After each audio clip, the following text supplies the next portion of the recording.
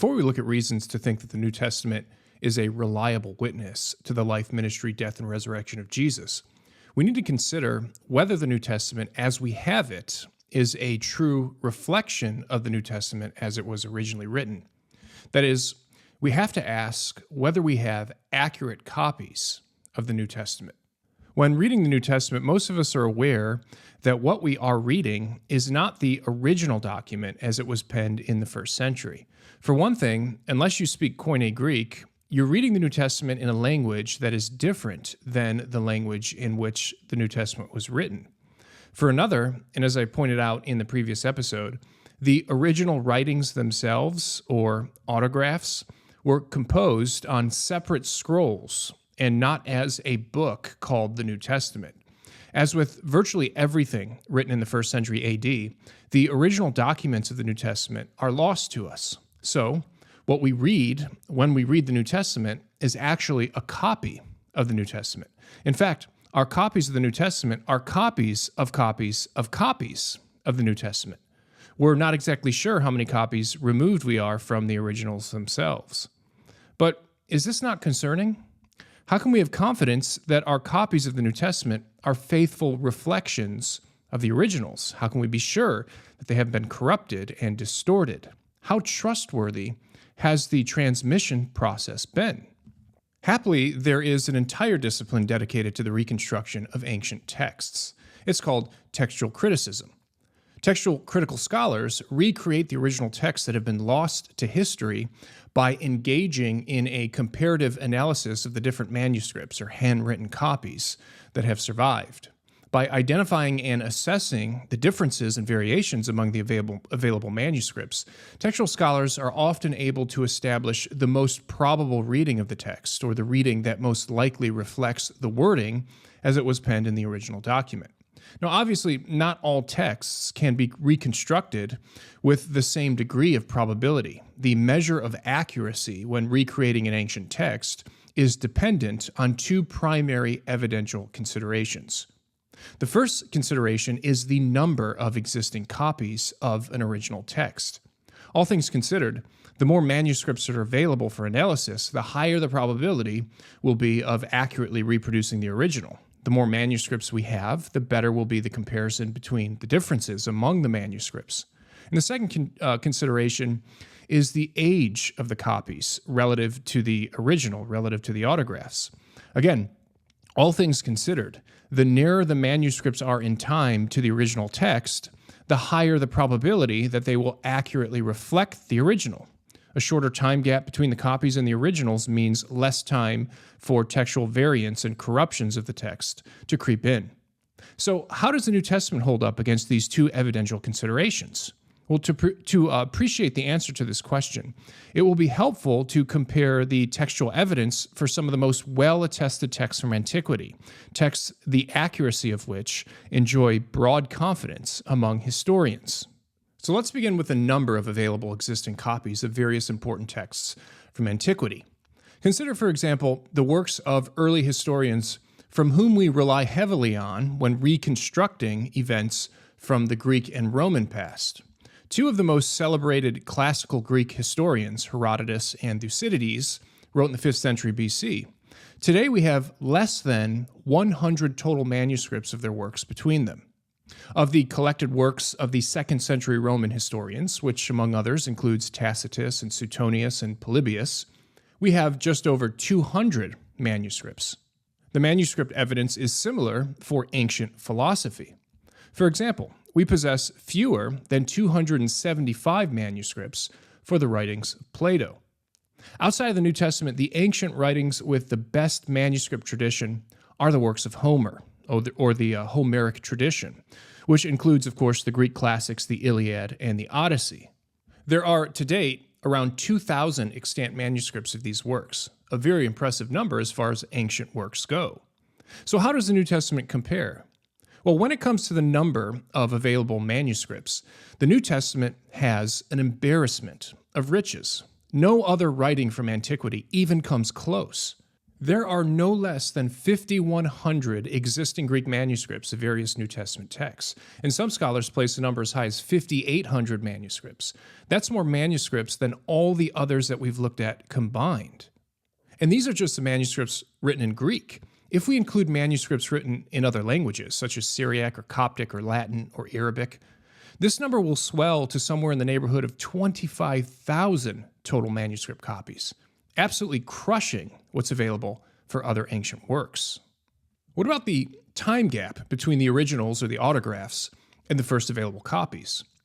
Let's consider our comparative texts first. Our first near-complete copies of any of the works of Herodotus and Thucydides date to around the 9th or 10th centuries AD. That's some 1,300 years after the original compositions.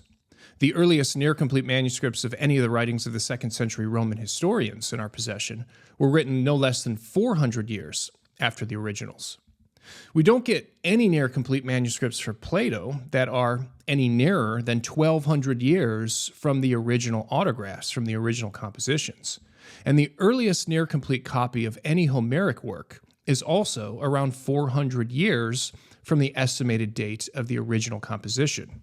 So what about the New Testament? Well, once again, the quality of the New Testament textual evidence is just unmatched by any work of antiquity. Incredibly, we have complete manuscripts from the works of the New Testament as early as the 3rd century AD. The Chester Beatty Papyri, for example, which represents a substantial collection of early manuscripts containing a significant portion of the Gospels, the Pauline epistles, and other New Testament writings, is typically dated to around 200 AD. This means that since the New Testament was composed roughly between 50 and 100 AD, our earliest near-complete copies of the New Testament are only about 100 to 150 years from the originals themselves. As far as ancient manuscripts go, this is about as close as copies get to the autographs. Remarkably, we have incomplete fragments of the New Testament text that are even older than this. The so-called P52 manuscript of the Gospel of John has been dated to the early mid-2nd century AD. And since it is widely believed that John wrote his Gospel in the late 90s AD, this would place our first copy of the Gospel of John within decades of the original writing. And when it comes to textual evidence, the New Testament has even more going for it. In addition to being incredibly numerous and remarkably early, the New Testament manuscripts also enjoy abundant external support by way of quotations in the writings of the early Christian church fathers. The church fathers, including figures like Justin Martyr, Irenaeus, Clement, Origen, Tertullian, quoted from the New Testament text in their own writings frequently. In fact, there are no less than 36,000 quotes from the New Testament in the collected surviving writings of these church fathers. If we had to rely on the citations of the New Testament from the early church fathers alone, we could reconstruct the entire New Testament with only 11 total verses being unaccounted for. Without question, then, the New Testament is far and away the best textually attested work from all of the ancient world. If historians are confident of the accuracy of transmission of the well-attested texts from antiquity, they should be all the more confident of the accuracy of transmission for the text of the New Testament. As New Testament scholar Craig Blomberg argues, quote, "If we cannot say with confidence that we have the ability to reconstruct a biblical text that is overwhelmingly likely to be very, very close to the original texts of the books of Scripture, then to be consistent, we should discard all ancient writings on any topic as being far more suspect and plead total agnosticism concerning the original context of any documents produced before the breakthrough of Gutenberg's printing press in about 1440." End quote. Because of the abundant evidential material, textual scholars are able to reconstruct the original text to a very high degree of accuracy. We can be confident that when we read our copies of the New Testament today, they are faithful reflections of the writings as they were penned by the original authors. The famous classical scholar and ancient manuscript expert, Frederick Kenyon, has summarized the evidential support for the New Testament text well. He writes, quote, "It cannot be too strongly asserted that in substance the text of the Bible is certain. Especially is this the case with the New Testament. The number of manuscripts of the New Testament, of early translations from it, and of quotations from it in the oldest writers of the church is so large that it is practically certain that the true reading of every doubtful passage is preserved in some one or other of these ancient authorities. This can be said of no other ancient book in the world." End quote. It's not hard to imagine why it is that the New Testament has such robust textual attestation. The writings of the New Testament were revered by the early church, and they were central to the early church community. There's evidence even from within the New Testament itself that suggests that the writings of the apostles were considered authoritative just as soon as they were written. Writing in the middle of the 2nd century, Justin Martyr tells us, quote, "On the day called Sunday, all who live in cities or in the country gather together to the one place, and the memoirs of the apostles or the gospels, or the writings of the prophets are read as long as time permits." End quote. The writings of the New Testament were cherished by the church and thus would have been preserved with care. And the text of the New Testament would have been copied early and often for use among Christians gathering around the Roman Empire. Sometimes it's claimed that since the original writings of the New Testament would have been subjected to heavy use, they would have worn out in a decade or two, and so that most of the early copies would have already been copies of copies of copies. But this view is entirely speculative and unwarranted. In fact, we currently have Old Testament scrolls that were recovered among the Dead Sea Scrolls in Qumran that were preserved and used for 200 to 300 years. Obviously, then an ancient text could be well preserved and made to last for a long time if it was important to a community. Sometimes critics will also claim that the early copying of the New Testament text was done hastily and by untrained disciples. But again, the facts are against this speculative view. Today, we have over 100 manuscripts of individual New Testament books or portions of them from the 2nd and 3rd centuries, and every one of them was written by an experienced scribal hand rather than with the careless script of a non-professional. So it's entirely possible that some of the 2nd and 3rd century manuscripts that we have in our possession today are 1st or 2nd generation copies or even direct copies of the originals themselves. By all accounts, our modern New Testament text is in all probability extremely accurate to the originals. But of course, it's not 100% accurate. There are discrepancies in the textual tradition. That is, there are variant readings of given texts among the existing manuscripts. Scholars differ greatly in the estimate of just how many variants there are, with some placing the number around 200,000 variants, and others as much as 400,000 variants in the surviving manuscripts. Critics of the New Testament often seize on this number in an attempt to cast doubt on the accuracy of our New Testament. But apart from the proper context, these numbers are highly misleading, and their significance is totally overblown. First, we have to remember that these variants are spread over some 25,000 extant manuscripts. So even if we take the higher number of 400,000 variants, that will work out to, at most, just 16 variants per manuscript. And as we'll see, the great majority of these are totally inconsequential. Second, it's important to be aware of how these variants are counted. The same variant reading is counted each time it appears in a manuscript. So, for example, if there's a variant spelling of some word in, say, 3,000 of the manuscripts, that variant doesn't just get counted once, but 3,000 times. So it's easy to see how recounting instances of variants like this can add up quickly.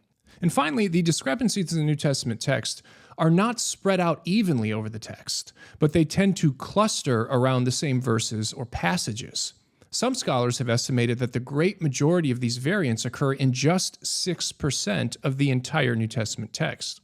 It's also crucial to be aware of the different kinds of variants that exist across the New Testament manuscripts. Scholars have identified 3 basic categories of variants. The first, and by far the largest category, is that of inconsequential copyist mistakes.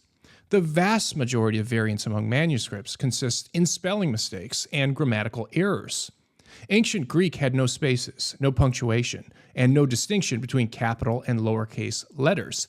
So it was not uncommon for even the most careful scribes to make these kinds of minor errors in copying. The second largest category of the variants in the New Testament are those that are meaningful but not viable. These are variants that introduce meaningful differences to the text. In other words, they affect the meaning of the text. but that are nevertheless not well evidenced. In these cases, the probable reading of the original is just not hard to work out. So, like the first category of variants, these are not really concerning and are largely inconsequential. The final category of variant consists in those that are both meaningful and viable. These are variant readings that, again, are both meaningful insofar as they affect the meaning of the text, and that have some textual support. In other words, on very rare occasions, there can be two different and competing readings of a text of the New Testament that each have some textual evidence. Now, this final category is the one that is potentially problematic, but it's also by far and away the rarest kind that occurs. To see just how uncommon these are, consider that there are just 2 instances of variant readings across the entire New Testament text that consists of more than 2 verses. And there's only about 24 that involve 1 or 2 verses. The rest affect less than a single verse, and most of these involve just a few words. The only 2 passages of the New Testament of more than 2 verses that are in doubt are the long ending in the Gospel of Mark 16:9-20, and the story of the woman caught in adultery in the Gospel of John, that's John 7:53 through 8:11. Now, sometimes critics will make a big deal about this third category of variants and claim that because of them, we cannot be confident of the original reading of the New Testament text. But this claim is totally unwarranted. As I've said, these kinds of troublesome variants are extremely rare in the manuscripts. There are relatively few places in the New Testament text where the meaning of a verse is in any real doubt. You can easily see that this is the case for yourself, since most modern versions of the New Testament will flag verses in the text or in the footnotes where there are viable variant readings. For example, my own English Standard Version study Bible brackets off the long ending of Mark with a note that reads, "Some of the earliest manuscripts do not include chapter 16, verses 9-20. Then in the footnote, the textual evidence for excluding this passage as authentic is provided. So if you want to know just how little of the New Testament text today is actually called into question by viable variant readings, simply pick up a modern version of the Bible like the ESV, where the viable discrepancies among the manuscripts are clearly noted. Now, it's really important to know that, as virtually all scholars acknowledge, there's not a single Christian doctrine or ethical teaching that is brought into question by a viable variant reading of the text. Not a single fundamental truth is lost to us because of a variant of this kind. Even Bart Ehrman, the most well-known contemporary critic of the New Testament today, freely admits, quote, "The essential Christian beliefs are not affected by textual variants in the manuscript tradition of the New Testament," end quote.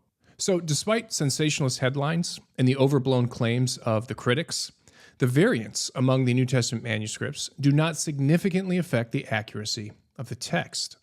Leading New Testament scholar Dan Wallace summarizes the findings of modern New Testament textual criticism this way. He writes, quote, "Ultimately, the text is certain in all essentials, and even in most particulars, we can be relatively sure what the autograph said. Further, in the passages in which the text is in doubt, no cardinal doctrine is at stake," end quote. So we can be confident that the text of the New Testament is essentially pure, and that our copies of it are remarkably accurate. This is good news for the Christian. Of course, simply having an accurate text does nothing to show that what the text says is true. Reliable text is no guarantee of reliable content.